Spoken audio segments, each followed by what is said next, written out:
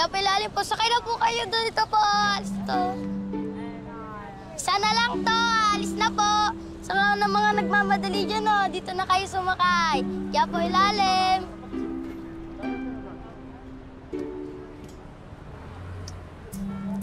Alam mo, batang to nakakatuwa, no? Pero ayaw na tayong tantanan. Alam mo, naisip ko, i-post na lang kaya natin to sa social media, tong batang to, para magulang niya mismo yung kumuha sa kanya.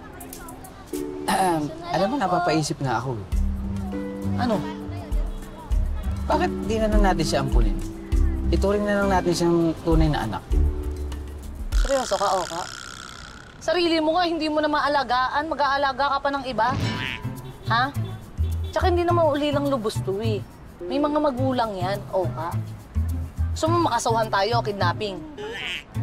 O sige, ganito na lang. Abang nasa atin si Taguro, ituring na lang natin siyang anak.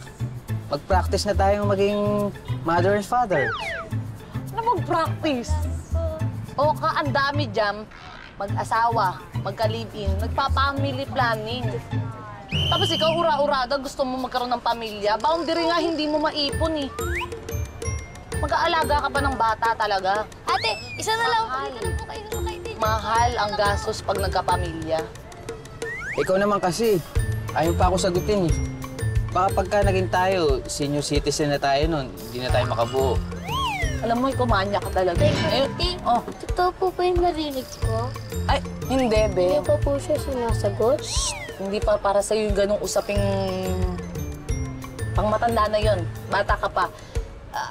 Ay, ang galing niya magtawag. Napuno tayo. Oo nga. Very good. Apir. Apir.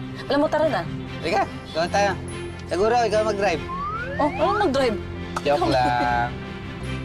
Oh, Taguro, dito ka. Baka maalaglag ka pa. Okay.